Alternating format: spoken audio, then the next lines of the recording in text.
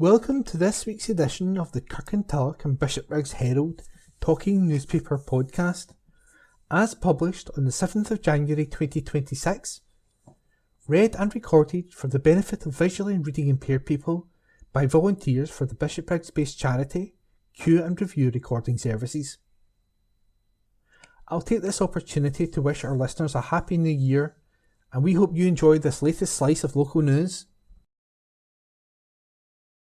No Pride in Fund's Local Snub, a report by Julie Curry. East Dunbartonshire has again been overlooked for investment under the UK Government's Pride in Places funding programme. Despite clear local need and strong community-led proposals, the Strathkelvin and Bearsden area was excluded from the latest round of funding. The decision has been described by SNP parliamentary candidate Dennis Johnson as a continued failure of Westminster to deliver for local communities.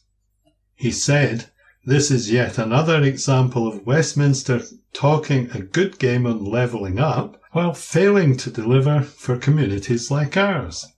Strathkelvin and Bearsden has vibrant towns, dedicated community groups and real potential, but the UK Government has chosen to ignore that. The Pride in Places Fund was meant to empower local areas and support regeneration, yet decisions are being taken over the heads of our communities. Once again, Westminster has ignored our communities. Bishopbriggs, Kirkintilloch and Bearsden were all left out of the UK Government's Pride in Places funding, and local people are right to be angry. Funding was meant to support town centres, local regeneration and community projects, but decisions are being made behind closed doors with no understanding of what our towns actually need. Our towns have incredible groups working hard to revitalise their communities. They deserve fair access to investment, not to be sidelined by a Westminster government that doesn't prioritise Scotland." Dennis said the decision reinforced the case for greater powers to be placed in Scotland's hands. "The contrast with the Scottish Government couldn't be clearer," he added. "Here in Scotland, investment works best when it's done with communities, not imposed on them or withheld for political reasons. This latest snub only underlines the need for decisions about Scotland's future and funding to be made in Scotland." He has called on the UK Government to explain why Strathkelvin and Bearsden was excluded and to rethink how future funding decisions are made. That report was written by Julie Curry and read by me, Nikki. This Week in History. January 11, 1993. Richard Branson won a legal victory after British Airways apologised for a dirty tricks campaign against Virgin Atlantic Airways. On this day last year, Sam Moore, the surviving half and higher voice of the 60s duo Sam and Dave, who were known for such definitive hits of the era as Soul Man and Hold On I'm Coming, died aged 89. January 12, 1970. Nigeria's civil war ended when the Biafran army surrendered. On this day last year, the death toll from the wildfires ravaging the Los Angeles area rose to 16 as crews battled to cut off the spreading blazes before potentially strong winds returned that could have pushed the flames towards some of the city's most famous landmarks. January 13th, 1982. A Boeing 737 crashed into a bridge, hitting 5 ships and killing 78 people on the Potomac River in Washington, D.C.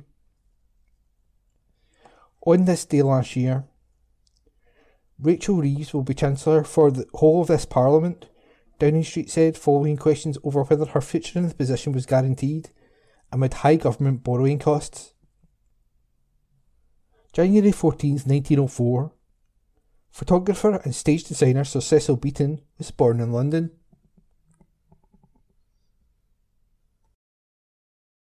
Paul's Dream Come True by Julie Currie. Even when he was a wee boy growing up in Paisley, Paul McNeill always had big dreams and ambitions. Sadly, his primary school education threatened to quash his enthusiasm as he was written off as a troublemaker in class. Only in secondary school was Paul diagnosed with dyslexia, which proved a stumbling block in his education. His parents, Anne and Hugh, encouraged him to take up an apprenticeship as an electrician. However, his mum promised him that, should it not work out, she'd support his dreams of trying for a future career in sport. His dad's suicide in December 1996, when Paul was aged just 22, proved a catalyst for change. He said, "I was standing on a site in a shipyard, frozen, and thought, is this what you want to be doing for the next 40 years? I didn't have any qualifications, so I was stuck with little chance of progression." Seeing his wee sister Audrey graduate from university inspired Paul to chase his own dreams. Aged 25, he enrolled on a Health and Sports HND at City of Glasgow College, where he ended up as student president.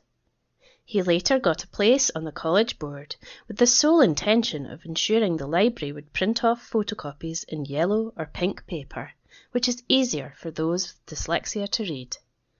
His campaign paid off, and he was named Student of the Year within his section, graduating in 2000. Paul completed a Sports Studies honours degree at Abertay University while volunteering as a youth worker at the YMCA and a football coach with his beloved St Mirren.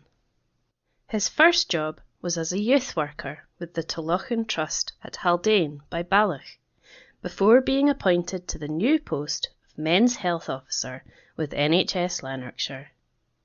It ended up being a hugely successful venture with Paul as manager, but when the funding ran out, he decided to leave. Paul, 51, said, "I didn't know what I was going to do, but I saw an advert in the Herald for a regional manager with the Scottish Football Association." In February, it will be 20 years since Paul was first appointed. 8 years ago, he became the SFA's Head of Football Development, managing all of its regional grassroots programmes. In 2008, Paul and Julie, whom he married in 2006, moved to Bishopbriggs, where they have brought up their son, Shay, 15, and daughter, Bella, 12, both of whom are dyslexic. Ensuring a better future for his children and others who are diagnosed, Paul has also worked voluntarily for Dyslexia Scotland for 16 years, as well as being one of its most vocal ambassadors. This included creating a schools workshop with his friend, East Dunbartonshire lad Rossie Stone, who runs Deco Comics. Their Mission Superhero workshops for Dyslexia Scotland later saw them land a book deal, and, with the help of Paul's wife, a published author and poet, their Mission Dyslexia book became a huge success. It's now used as a resource by schools. Thanks to this work, Paul was named as a recipient of an MBE in the King's New Year's Honours List. He said, "Being awarded an MBE is deeply emotional, but it's not about me. It is about the work still needed to make Scotland a truly dyslexia-friendly country." That article was written by Julie Currie and it was read by Jahan. Mum's reaction was easily the MBE highlight for Paul. There's little doubt that Paul's mum, Anne, is his biggest cheerleader. Not only did she fight with the teachers who wrote him off, but she also kept her promise to support his future career change. After a long day at work in November, he and Julie were making dinner when they decided to open their mail. Paul said, "We were trying to get our dinner sorted and couldn't believe it when we opened the envelope. It took my breath away. It was a complete surprise and I've still no idea who nominated me. The hardest thing was keeping it a secret for so long. We couldn't tell anyone until December the 30th. I had to phone my mum though. I thought she was going to explode. She was bursting with pride and that was easily the best thing." Paul's sister Audrey was also over the moon for him. My sister bought lots of copies of the Herald, he said. She said she never thought she'd see her brother's name on the New Year's honours list. Last year proved an incredible one for Paul, with Scotland qualifying for the World Cup and his beloved St Mirren beating Celtic 3-1 to secure the Scottish League Cup on December the 14th. One of the proudest moments of my life was going back to my hometown of Paisley to see the reaction from fans that day, he said. Everyone kept on saying to me, "You'll never be able to top this year." People who were there that day have since contacted me to say they've no idea how I managed to keep the MBE secret. It wasn't easy, but I managed to keep it to myself. However, while it's hard juggling his full-time job, family life and volunteering with Dyslexia Scotland, for which he received the MBE, Paul has no plans to rest on his laurels anytime soon. He added, "This isn't the end of the journey, this is half-time. I'm more determined than ever to ensure no child is told to stop dreaming because of how their brain works, and that every person with dyslexia gets the support they deserve to thrive." To every dyslexic young person reading this, please keep believing. I believe, and I'm not done yet. Soroptimists play their part in ending violence against women. Kirkintilloch soroptimists rolled up their sleeves to take part in an annual international campaign. Aiming to end violence against women, 16 days of action ran from November the 25th to December the 10th. During this year's campaign, Kirkintilloch soroptimists organised and took part in events to publicise the 16 days. Club members donated clothes and toiletries to Women's Aid, an organisation it has supported for many years, much to the delight of the charity's local staff. An orange book stall and awareness-raising event was held in the Regent Centre, generously supported by the public. The event raised £200, which was donated to Women's Aid in Glasgow and Clyde rape crisis. Members also turned the usual greenhouse cafe in Kirkintilloch Baptist Church into an orange cafe, dressing in orange with a 16 days floral decoration to raise awareness. Opportunity Could Knock on Your Door by Julie Curry. The Kirkintilloch Job Centre has helped hundreds of people into work this year, building strong links with local employers and hosting popular jobs fairs. With dedicated support for young people through its youth offer and plans to expand services further, the team is looking forward to creating even more opportunities this year. In East Dunbartonshire, there has been a 7% decrease in the number of people receiving unemployment benefits compared to the same time last year, including a 15% drop in those aged 50 and over and 5% drop for youths. This trend highlights the positive impact of the job centre's work coaches. By focusing on personalised plans, skills development and closer engagement with employers, coaches have helped more people move into work or training. Stephanie Scroggy, External Relationship Leader at the local job centre, said, 2025 was a busy year with our team pulling out all the stops to connect job seekers with opportunities and businesses with the right employees. From forging new business partnerships to hosting packed jobs fairs online and in person, we've worked hard to make a real difference. Specialist events for young people and the over 50s have been a real highlight, alongside our growing links with local businesses. These partnerships are helping us match people to jobs faster and more effectively. Our youth offer is all about giving young people the confidence, skills and support they need to land that next opportunity. Our message to job seekers is, if you're ready to start your journey, your next opportunity could be just around the corner. Pat McFadden, Secretary of State for Work and Pensions, added, there are over 350,000 more people in work this year, and the rate of inactivity is at its joint lowest in over 5 years. We're also investing £1.5 billion to deliver 50,000 apprenticeships and 350,000 new workplace opportunities for young people, giving them real work experience and a foot in the door. That article was written by Julie Curry. A New Plan for Airspace, a report by Julie Curry. Readers are running out of time to have their say on the Scottish Airspace Modernisation Consultation. Launched on October 20, the Airspace Change Proposals, ACPs, aim to give communities, political representatives and other stakeholders the opportunity to share their views. Led jointly by National Air Traffic Services, NATS, Glasgow Airport and Edinburgh Airport, the proposals plan to modernise an area of approximately 61,000 square kilometres that handles more than 200,000 flights annually. Modernising this important part of UK airspace will enable a reduction of 18,000 times of CO2e, the equivalent of the emissions from more than 5,000 households per year. More direct routing will save 79,000 nautical miles of flying per year, equivalent to flying 3.5 times around the world, or roughly 30 minutes of flight time saved each day. Glasgow Airport and Edinburgh Airport are both responsible for the modernisation of their departures and arrival routes below 7,000 feet, while NATS is responsible for connecting these routes in the airspace network above.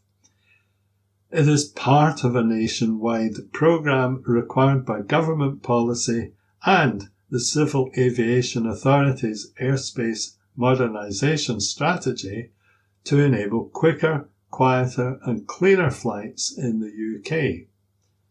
Throughout the 14-week consultation, stakeholders have been invited to provide feedback on the ACPs via an online portal.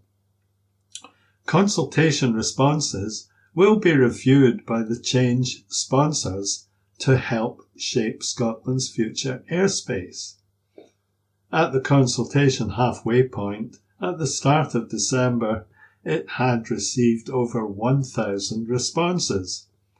More than 20 public meetings have been held, including a drop-in session in St Joseph Church in Milngavie on November 20, Glazert Country House Hotel in Lennoxtown on December 4, and Beauclair Community Church in Bearsden on December 15.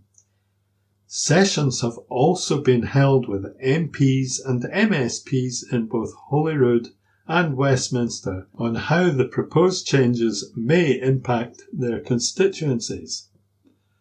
Mark Beveridge, Glasgow Airport Managing Director, said, "Our proposals aim to reduce the total adverse effect of noise from aircraft, improve capacity by minimising delays and reduce carbon emissions. We have been engaging with a wide range of stakeholders to shape our proposals and we have been encouraged by the response so far. Input by our communities and their representatives is invaluable, and we urge people to continue to engage with us by sharing their views. Consultation and engagements are key requirements of the Civil Aviation Authority's airspace change process. The consultation will close at 11:59 p.m. on January 25.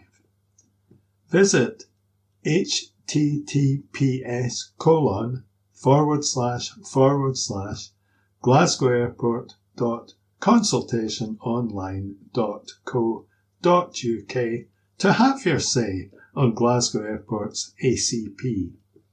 For more information about the proposed changes, visit https://scottishairspacemodernization.co.uk.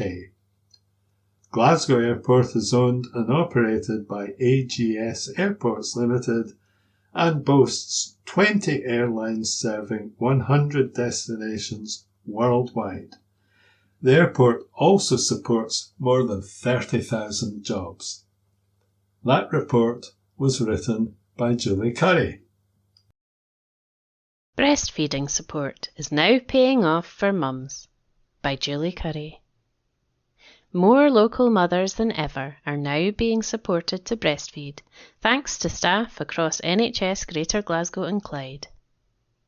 Over the past 6 years, there has been a 14.8% increase in the number of mothers who are still breastfeeding their babies at 6 to 8 weeks, up from 4,606 in 2019 to 2020 to 5,288 in 2024 to 2025.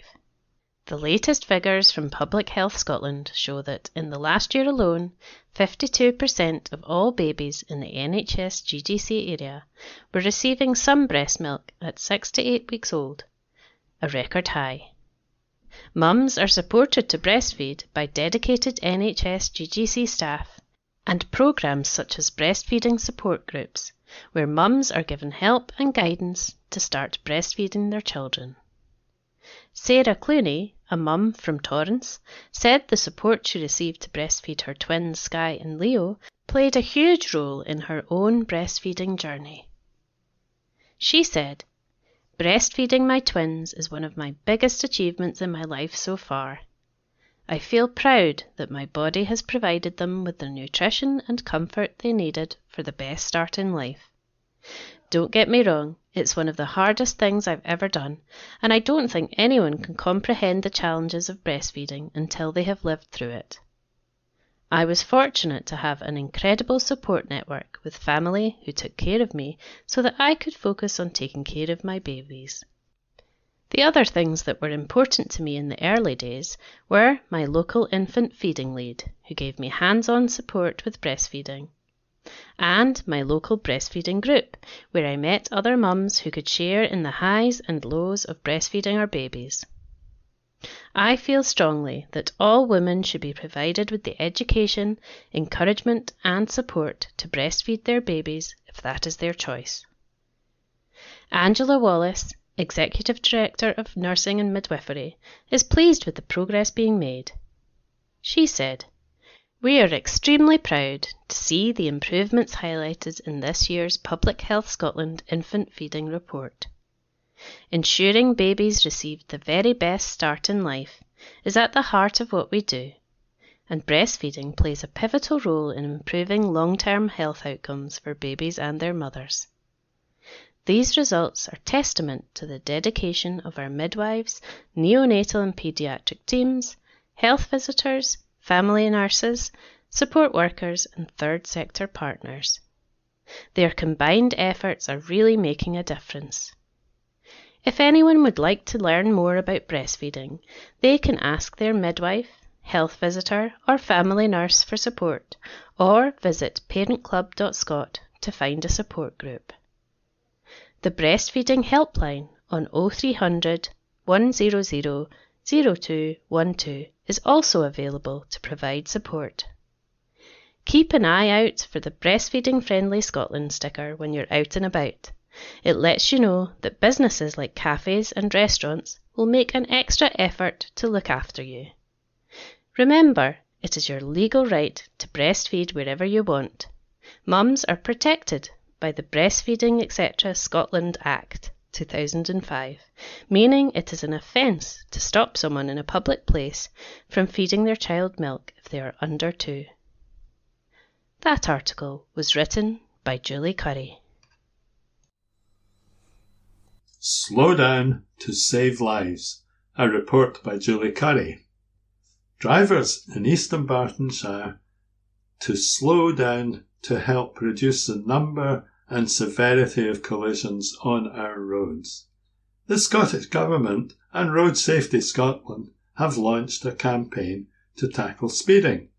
As the latest figures show, speed contributes to 1 in 5 deaths on our roads. The campaign highlights that even a small reduction in speed can make a difference, with research showing fatal collisions caused by drivers travelling at 65 miles per hour could be halved if the drivers slowed down by just 5 miles per hour.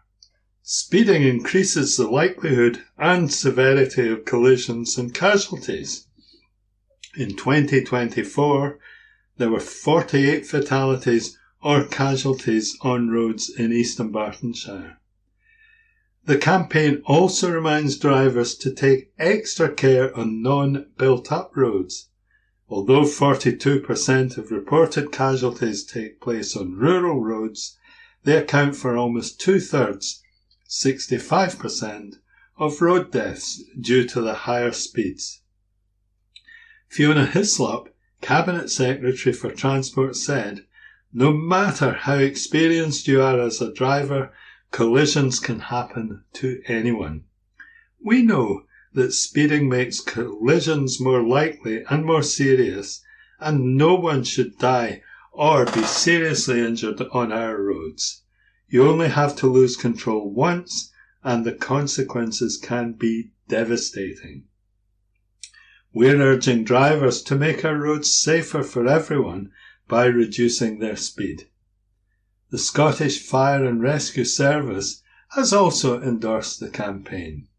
Kenny Barber, SFRS Deputy Assistant Chief Officer, said, "Driving at speed not only places the driver and any passengers at risk, but everyone else on the road, particularly pedestrians and cyclists. Sadly, many of our crews have responded to road traffic collisions, and they witness the devastating aftermath. We always urge drivers to stick to speed limits and to drive to road and weather conditions to help keep themselves and others safe." Running across TV, cinema, radio and digital channels, the campaign is brought to life in a thought-provoking TV ad highlighting the split-second moment before a collision from a driver's point of view. For more information, visit roadsafety.scot. That report was written by Julie Curry. Hospital masks stand down. NHS Greater Glasgow and Clyde has stepped down its advice on the routine wearing of masks in clinical and non-clinical areas. Effective immediately, visitors, patients and staff are no longer routinely required to wear fluid-resistant surgical masks in its hospitals. A spokeswoman said this decision reflects the reduced risk in our hospitals and current epidemiological information. We ask all visitors, patients and staff to remain vigilant and continue to act responsibly to protect everyone. If you have respiratory symptoms, such as a cough, sore throat or runny nose, but feel well enough, please wear a mask. Please continue to wash your hands regularly, especially before and after any contact with people, after touching surfaces, and before eating or drinking. Visitors and patients attending emergency departments and out-of-hours services are also encouraged to wear a mask if they have any respiratory symptoms. Tractor run in Heather's memory raises £10,975. Reporter Julie Curry. Organisers of the Torrance Tractor Run are delighted to announce the November event raised more than £10,000. The event was held in memory of young farmer Heather Gray, raising funds for children's liver charity, We Scottish Livers.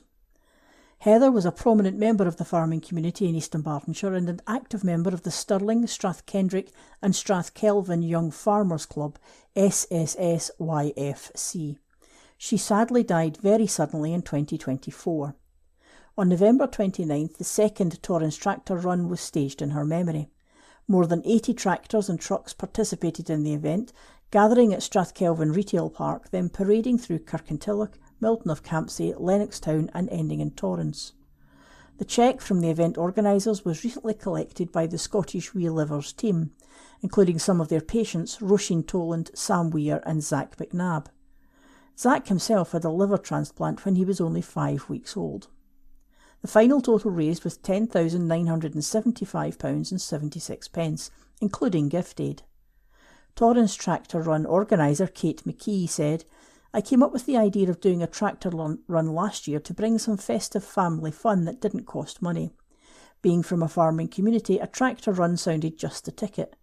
No fee, but people could donate if they wanted for lesser-known charities close to their hearts. I'm totally blown away by the amount of support we got.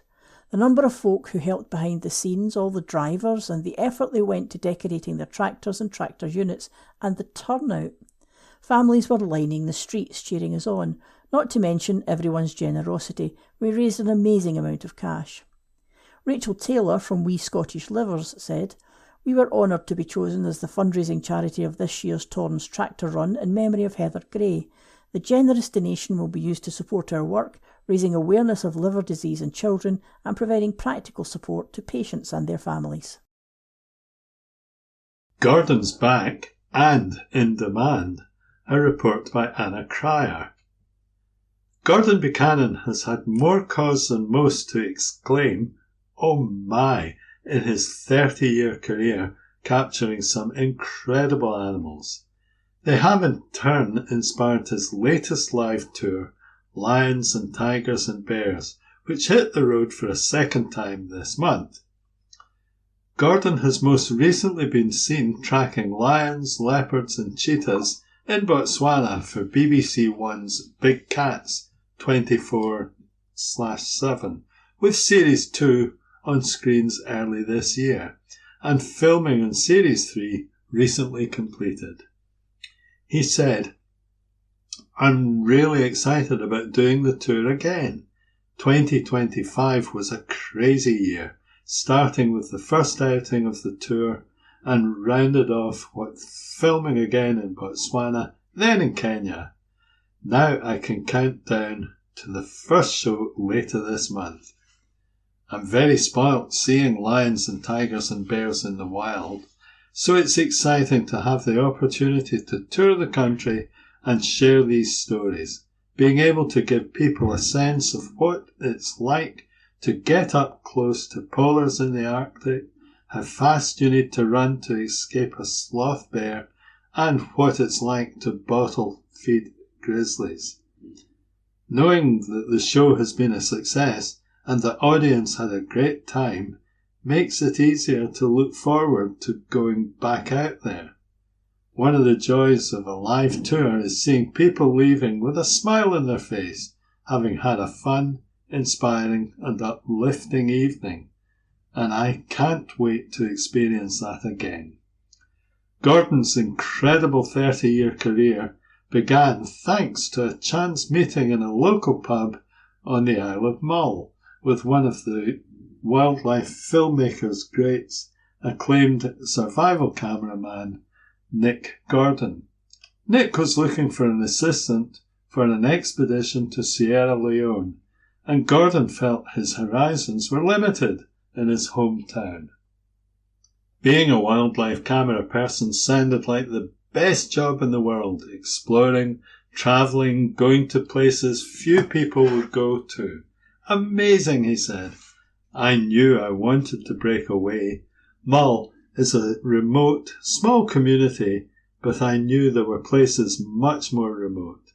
I always had a desire to follow a passion, even if I didn't know what it was yet, and I wasn't going to settle for the options I had on the island. A lot of young people don't think it's an option to do anything outside the ordinary, but I always felt that I would find something to play to my strengths. If I hadn't met Nick, if he hadn't been looking for an assistant and taken the risk on a 17-year-old still at school, life could have been very different."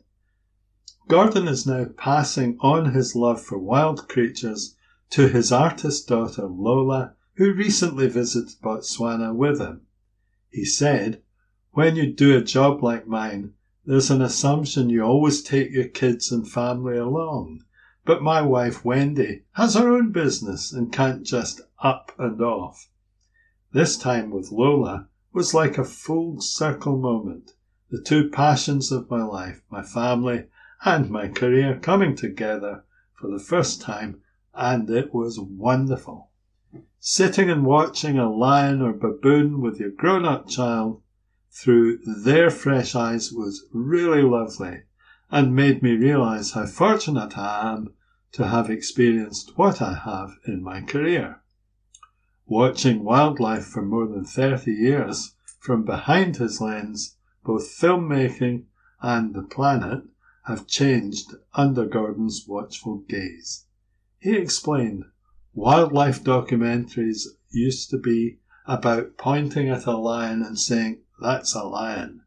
Now they're about their behaviour, how they live and interact in a modern world. The single biggest problem facing the planet and all its wild places and species is not actually climate change itself, it's humans, it's population growth.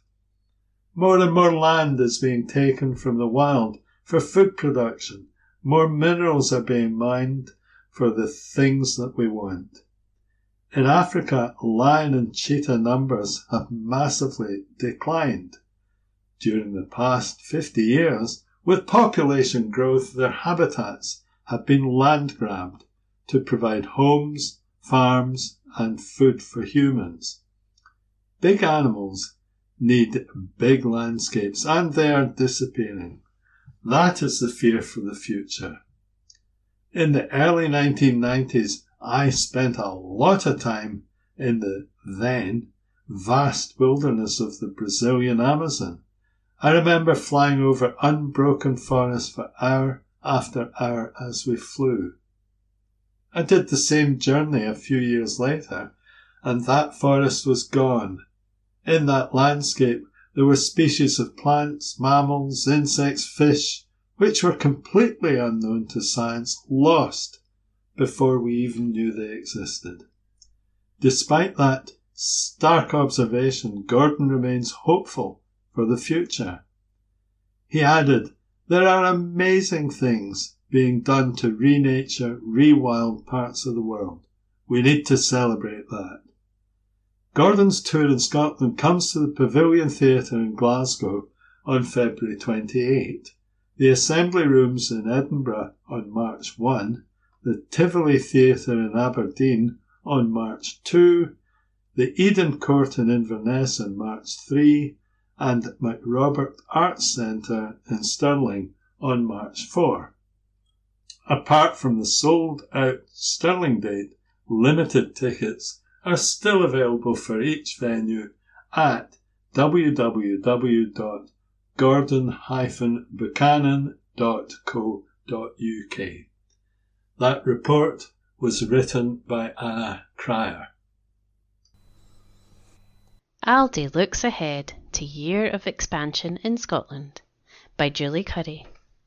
Aldi is set to continue its expansion in Scotland with plans to invest more than £43 million over the next 2 years.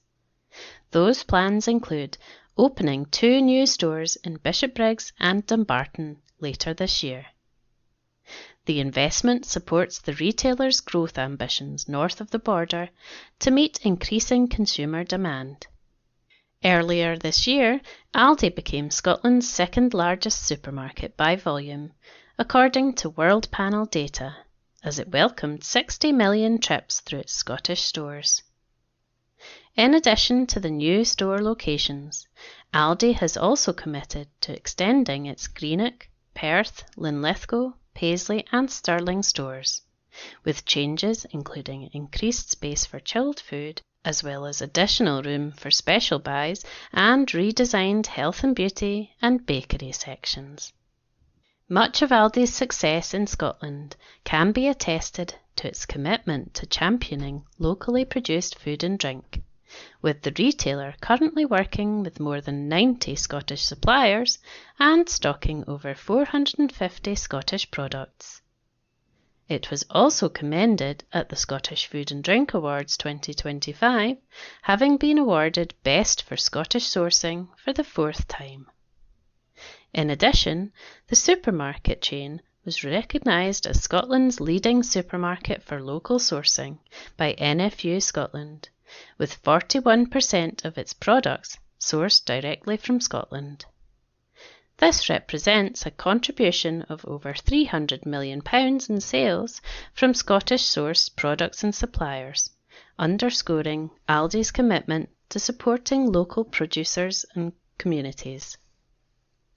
Throughout 2025, it also contributed more than £50,000 to amateur sports clubs through its Scottish Sports Fund, demonstrating its dedication to promoting grassroots sports across the country.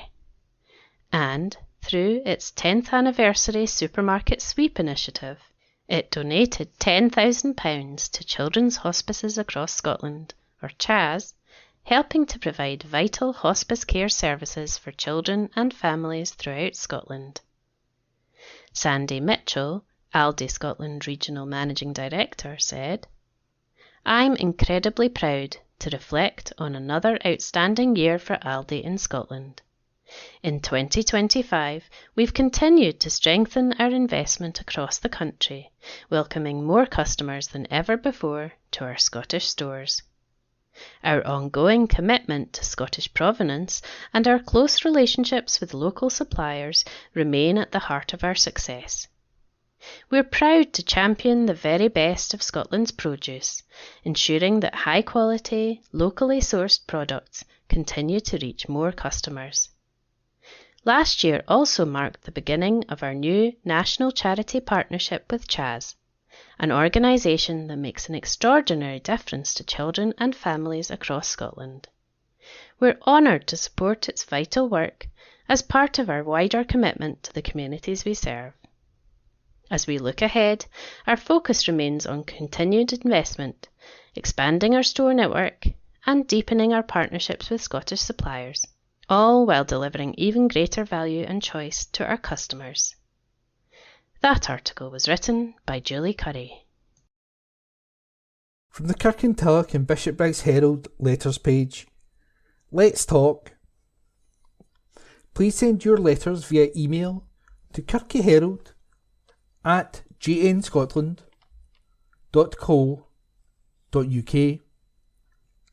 That's KIRKYHERALD @JNScotland.co.uk. Please write letters in the subject field. Please keep letters to a maximum of 300 words. Letters cannot be published without a name and postal address. Also include a daytime phone number if possible. We reserve the right to edit any letter. Healthcare before blethering. Sir, thanks to the largesse of the Barnett formula, the Scottish NHS has been able to build the Parkhead Hub, which opened this month. It costs £67 million and provides GP practices, dental services, social care, mental health and addiction services, and a pharmacy for thousands of people.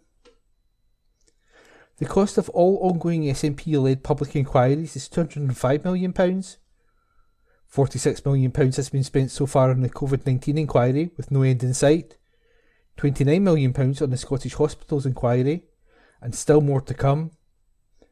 And £26 million on the Sheku Bayou inquiry, and it isn't even finished. And we all know what the conclusions will be. Failure of systems, lessons will be learned, new guidance put in place. The money spent on the ongoing inquiries would finance another 3 health and care social hubs across Scotland, more when these talking shops are finally wound up.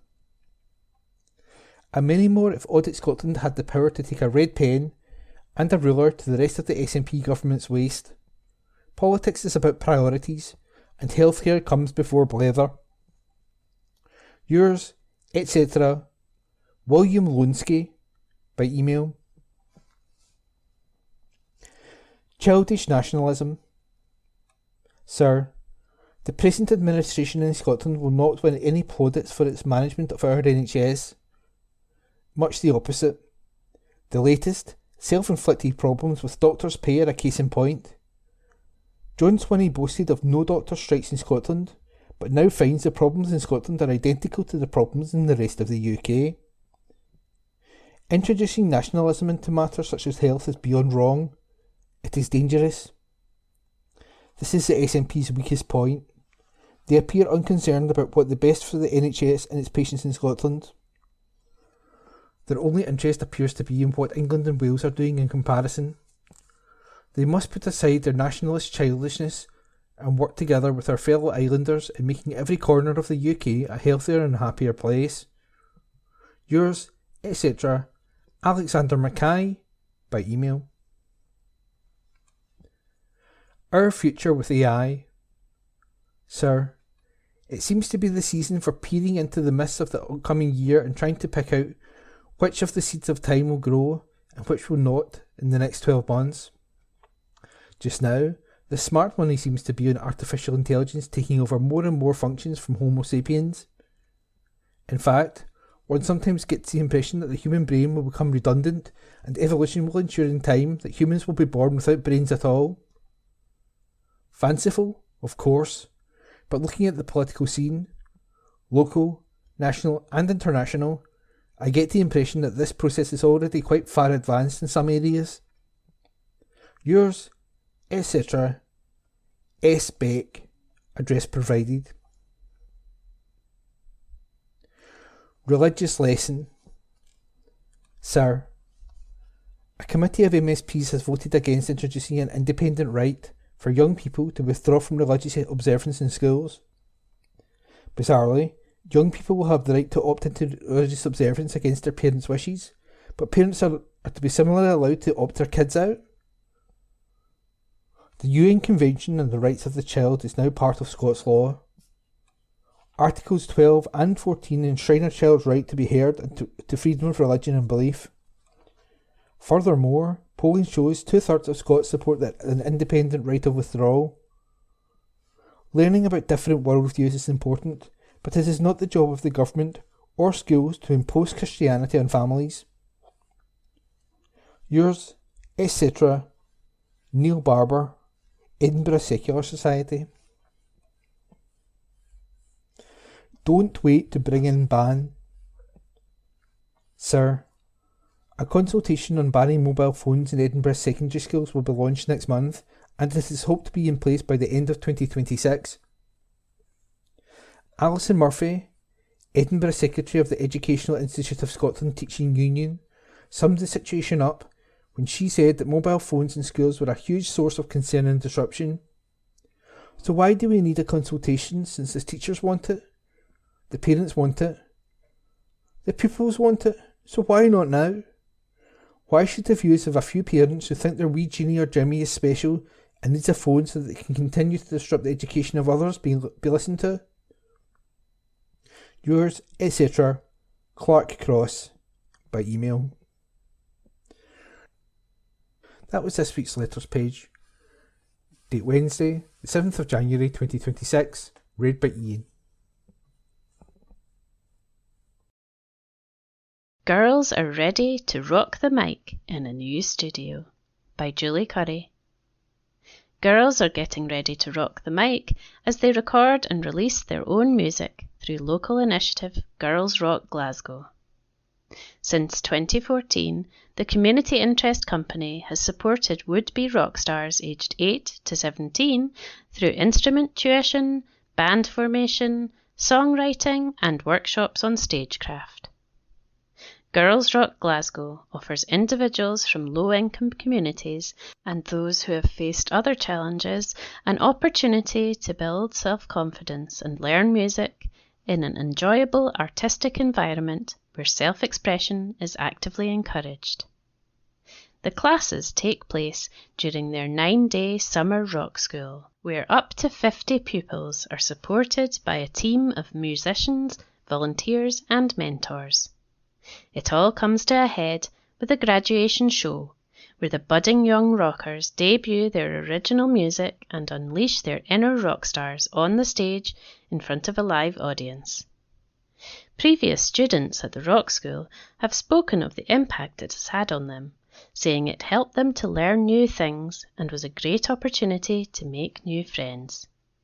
Others said the programme was the highlight of their summer and was a safe space where they could be themselves and rock out.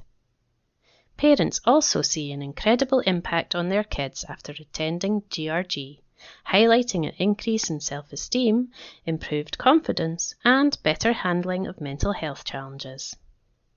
With their children describing being able to be authentic, parents have even hailed the programme as life-changing. Earlier this year, Girls Rock Glasgow moved into its own studio space and is expanding its repertoire by launching a participant-led record label. The new setup will allow young musicians to record and release their own tracks, host launch gigs, and even tour a community album across the country.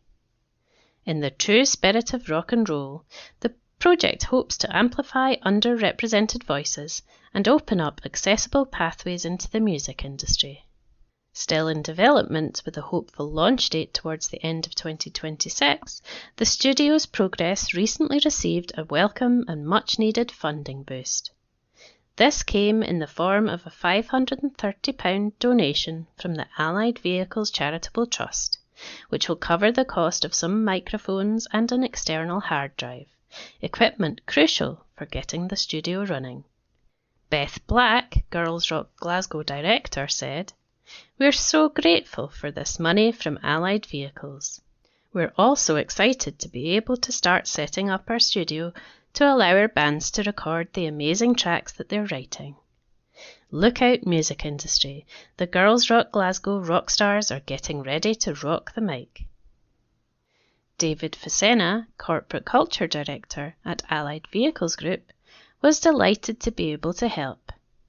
He said, "Girls Rock Glasgow is doing brilliant work making the music industry accessible to young people who might otherwise be excluded. We're proud to support their new studio and can't wait to add their first album to the Office playlist. With the studio underway, the young starlets of Girls Rock Glasgow are ready to turn their creativity and their futures up to 11. That article was written by Julie Curry. Revive is always there for Karen. A report by Julie Curry. An East Dunbartonshire woman is sharing her story to raise awareness of the often hidden impact of multiple sclerosis. Karen, a Milgai service user at Revive MS Support, was diagnosed with MS nearly 2 decades ago. While many people see her as happy and capable, she says that life with MS is far more complex than it appears. Society doesn't understand life with multiple sclerosis, Karen explained. People see you looking well and joking, and they don't see the layers underneath of what it takes just to get through a day. Like many people with MS, Karen experienced a sense of isolation, loss and uncertainty following her diagnosis. As the condition progressed, she grieved for the future that was no longer ahead, faced ongoing physical challenges and the difficult reality of having to stop working. That all began to change when she found Revive MS Support, a Glasgow charity providing specialist services exclusively for people affected by MS. Through Revive, Karen accessed MS-specific physiotherapy, counselling exercise classes, specialist therapies and welfare, and benefits advice. Support, she said, doesn't exist anywhere else. Revive is here for me at times when the NHS isn't. She said, I know the NHS is stretched horrifically and I appreciate everything that it does. Revive does so much more and fills gaps that it shouldn't have to, but it does. Without it, my quality of life would be significantly worse. Revive MS Support provides emotional, physical, social and financial support to hundreds of people living with MS across Scotland every week.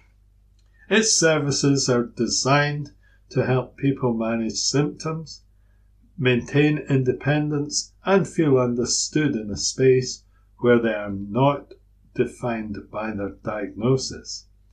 Revive provides community and a sense of belonging, Karen said. Somewhere you don't feel less than others around you. The difference it makes for me every single week has just changed my life dramatically for the better. Revive MS Support has launched an appeal to ensure it can continue providing these vital services at a time of year that can be especially challenging for people living with long-term conditions. As a charity, Revive relies almost entirely on donations to fund its work. Ian McWhirter, Revive MS Support Chief Executive Officer, said, "Aaron's story reflects the experience of so many people living with MS. Our services exist to support the parts of life with MS that are often unseen and to help people live well with dignity and independence. We're asking people to help ensure that support continues." Karen hopes that by sharing her story, more people will understand the reality of life with MS and the importance of specialist support. She added, "My quality of life is so much better because Revive exists. People don't donate, then the future is no Revive. And that's just a future I can't even begin to contemplate."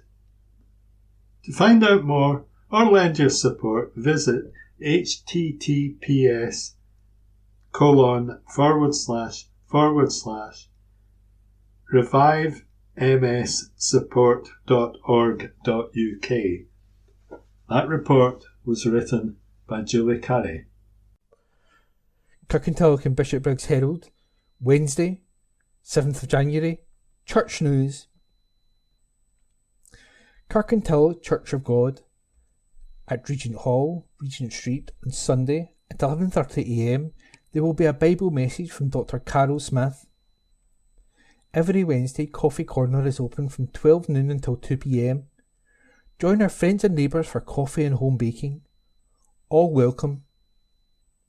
For up-to-date and further information on our services, visit our website on www.regenthall.org.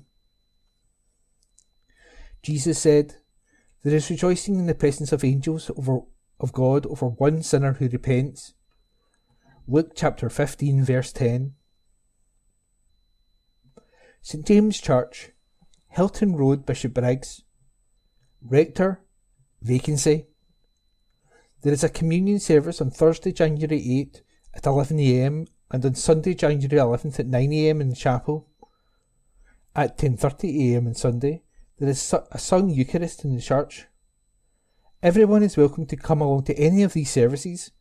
Do stay on for tea or coffee and fellowship after the Thursday service and the 10:30am Sunday service. Springfield Cambridge Church. On Sunday, January 11, morning worship will be conducted by Reverend Ian Taylor, assisted by Student Minister Mr. Ewan Gibb, in the sanctuary at 11am. The Sunday school will meet in room 2. An offering will be taken during the service. Please place your offering in the offering plates as they are passed around the congregation. Morning worship is also being live streamed on the Springfield Cambridge Church YouTube channel. A link to this can be found on the Springfield Cambridge Church website, www.springfieldcambridge.org.uk, and Facebook page, where up-to-date information about events and church organisations can also be found. There will be a vestry hour on Wednesday the 7th of January at 10am for anyone who would like to speak with the minister. There will be a midweek service on Wednesday, January 7th from 11:10am to 11:30am, followed by tea and coffee in the Hall of Fellowship. The Guild is inviting the congregation to join them in supporting the Eastern Bartonshire Food Bank warehouse by bringing donations and leaving them in the cupboard in the cloakroom. A list is attached to the cupboard identifying specific items specially requested. Copy for the next edition of the Church magazine should be sent to the editor, magazine@springfieldcambridge.org.uk, by Sunday, January 11 at the latest. St Cyprian's Church. Each week our main service of worship is a sung Eucharist Sundays at 10:30am. Our priest in charge, the Reverend Audrey O'Brien Stewart, usually takes the service. All are most welcome to attend. In addition to this, There is also a said Eucharist in the choir vestry on Thursdays at 10 a.m. To access this, please enter by main church door and walk up the aisle, up a few steps and go to the door on the left. Step-free access can be arranged via the hall entrance if needed. If the church door is locked, please use the hall door. We have a thriving branch of the Mothers' Union to which all are welcome. Not just mothers and not just women. The meeting this month takes place on Wednesday, January the 7th at 1 p.m. in the choir vestry. We have a small Sunday school for children from age 4, which meets during the first half of the service. All children are most welcome at St Cyprian's, both in the service and or in Sunday school. There is a library with children's books available at the back of the church, as well as colouring materials available to use during the worship. We welcome wriggling and noises as it reminds us of God's love for us all. There will be refreshments and a time of chat in the hall after the service. Live streaming via Zoom. If you're not able to come in person, you can join the services live over Zoom. Please visit www.stcyprianslenzy.com for the link and for more details. St Cyprian's is a member of the Worldwide Anglican Communion. The Reverend Audrey O'Brien Stewart is our priest in charge. Email rector@stcyprianslenzy.com. General inquiries info@stcyprianslenzy.com. Milton of Campsie Parish Church. 3 generations of the Anderson family will. Environment. Going green. Your weekly column exploring environmental issues, climate change, and how you can take simple, practical steps to help save the planet. Look at what celebrities are doing to help and make swaps which make a difference. Email all your weather, environmental and sustainability questions to sue.wilkinson@nationalworld.com. Your choice of garden plants matters to bats. Gardeners are being encouraged to think about their outdoor spaces' second act at night with a garden focused on bats at next year's Chelsea Flower Show. The Nocturnal Garden for the Bat Conservation Trust aims to help gardeners understand how their plant choices can support the wildlife that bats rely on for food. The Bat Conservation Trust said a garden rich in insects is great for bats, a key indicator species which highlights the wider state of the environment. The UK's 18 bat species make up a quarter of all the country's mammal species, but while legal protection of bats and their roosts has helped some populations recover from historical declines, the situation varies across different parts of the UK, the charity said. 4 of the 11 British mammals listed as being in danger of national extinction are bats: the greater mouse-ear bat, the grey long-eared bat, Barbastelle and Serotine. With habitat loss and fragmentation, artificial lighting and the decline in insect numbers all posing a real threat to bats. The Chelsea Flower Show Garden, created by biodiversity-focused designer Melanie Hick, will feature a 10-foot bat-like sculpture, a rear boundary that is made to come apart and remade into back boxes after the show, minimal garden night lighting, and low-edge pond providing habitat for wildlife.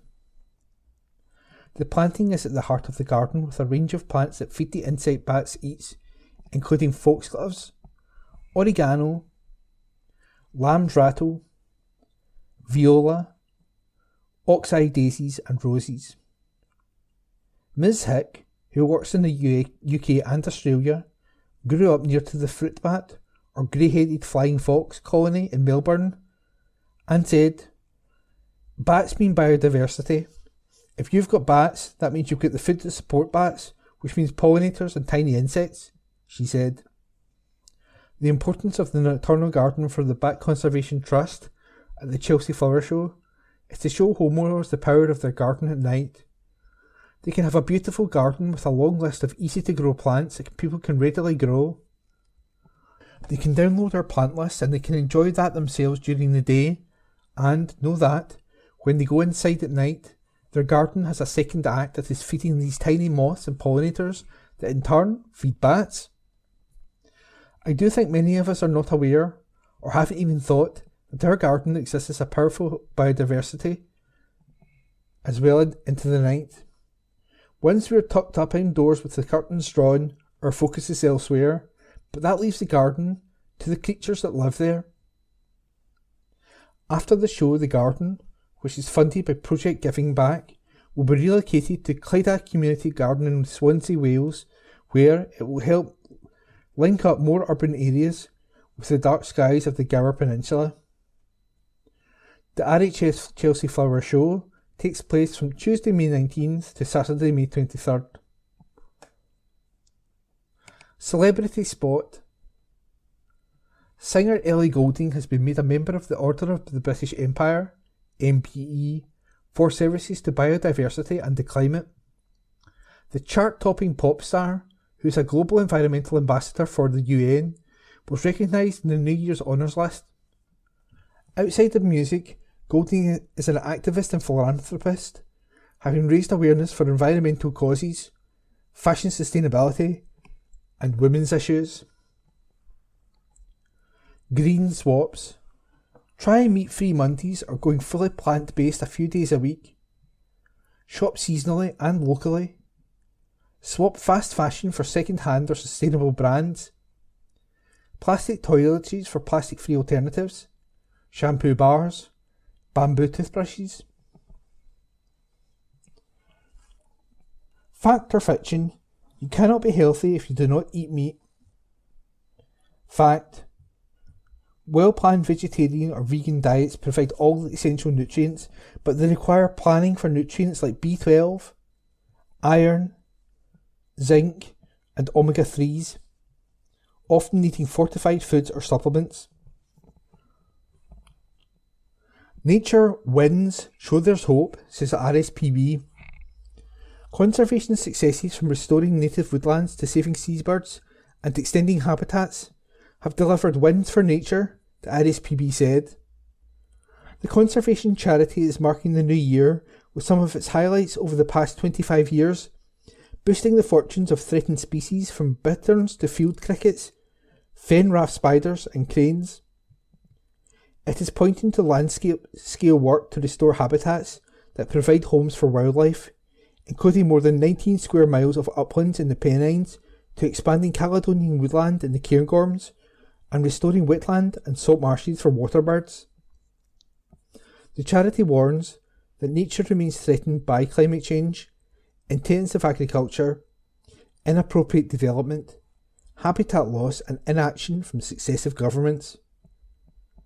But the winds show there is a hope for wildlife, the charity said. Success stories include purchasing Tarnhouse Farm at RSPB Geltside in the Pennines in Cumbria during 2024 to help transform the upland landscape into a wildlife-rich habitat and creating the charity's biggest nature reserve in England. Work in the reserve has included planting 110,000 native trees and expanding scrub, rewiggling Howgill Beck to restore the water system, and changing grazing from sheep to cattle and ponies, with surveys showing 94 bird species now breed at Geltsdale, including black grouse and hen harrier. In the Scottish Highlands, work at the RSPB Abernethy has included expanding the Caledonian woodland through natural regeneration and planting 12,000 broadleaf trees each year, while peatland and restoration is also underway.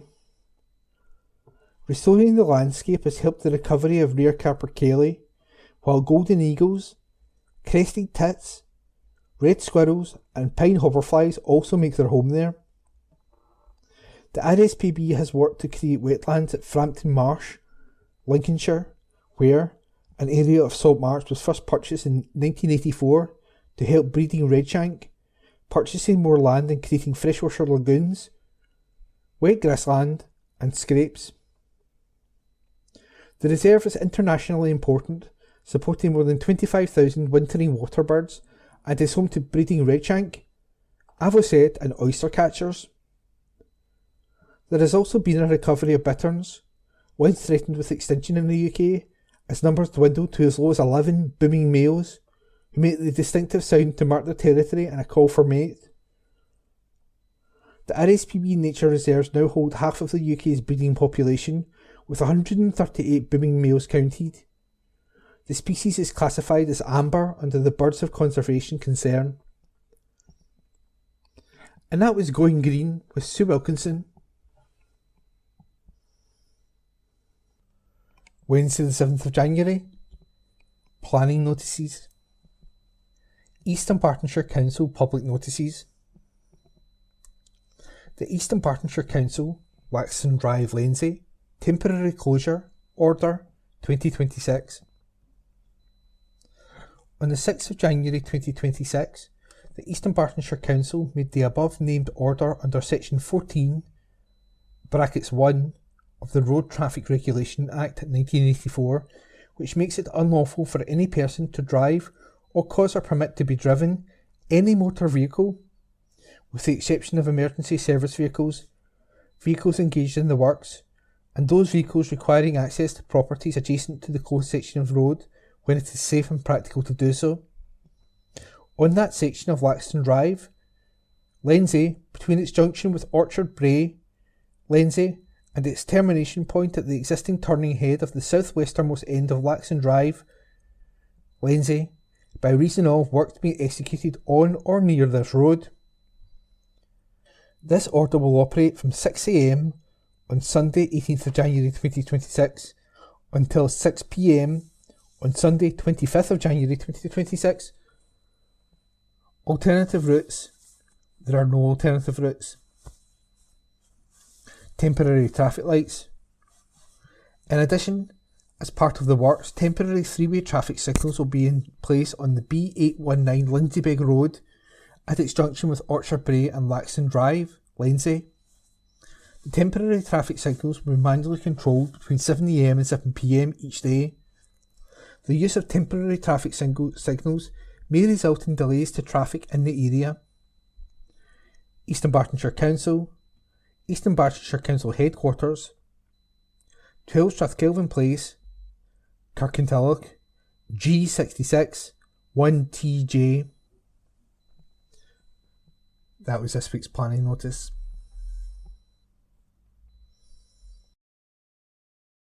Kirkintilloch and Bishopbriggs Herald for Wednesday the 7th of January 2026. Leanne Warnside to Focus by Brian Yule, reporter. Glasgow City entered 2026 7 points clear at the top of the SWPL 1 table, but head coach Leanne Ross reminded her players they haven't won anything yet. City have already played 24 matches this season in all competitions, taking in domestic league and cup games as well as adventures in Europe. They return to action this Sunday, hosting Queen's Park in the Scottish Cup, while over the next month they will also be facing Partick Thistle, Rangers and Celtic in the League and Hibs in the Sky Sports Cup. Ross told the club's website, "It's remarkable the effort the players have put in and the position that have put us in at this point of the season. We've got big characters in there and they've played a massive role in how together we have been this year. 24 games in and there is so much to be pleased about in terms of individual performances and collective performances. That is something we are really trying to focus on to make sure we can maintain, because it is not going to be any less hectic when we come back. You look at the magnitude of the games that we have, we've got a run where we will play Rangers, Hibs and Celtic across the Cup and the League. Every game is going to be really important. You look at what we've done so far in the season, it means nothing if we come back and don't continue those performances. The main focus over the break was to rest and recover, to have the time we needed to enjoy Christmas with our friends and family, but we'll be ready to come back, work and pick up where we left off." Saturday's fixtures. First Division, Kirkintilloch Rob Roy versus Darvel. Second Division, Caledonian Locomotives versus Ashfield. Third Division, Port Glasgow Juniors versus Finnart. Fourth Division, West Park United versus Rossvale. WOS League Cup second round, Girvan versus Petershill. History of Scottish cricket safeguarded in the archive. This article is unattributed. Cricket Scotland has partnered with the National Library of Scotland to safeguard the history of the sport. The Scottish Cricket Archive is now listed in the library catalogue and can be consulted in the Special Collections Reading Room. The records include a wide variety of documentation relating to the history of the Scottish Cricket Union and Cricket Scotland from 1908 to the present day. Items include minute books, score books, publications and programmes across men's, women's and junior cricket. The archive provides a complete overview of the sport within Scotland at the national level for 117 years and allows for detailed statistical analysis. This includes research compiled by historians Sandy Thorburn and Neil Leach, with information relating to the formation of clubs, office bearers, internationalists to 1980, the first recorded match in Scotland in 1785, and a large volume of statistics. Leach said, "I wanted to ensure this material was available for consultation in a library, so I was delighted when the National Library of Scotland agreed to form an archive for Scottish Cricket Union and Cricket Scotland material." Rachel Beattie, curator, Land and Sport Collections at the library, added, "This National Cricket Archive is important for the history of the sport within Scotland. This generous donation complements our existing sporting collections and will further bolster the library's position as a centre for cricketing history in Scotland." The author of that article was unattributed. It was read by Ian McKenna.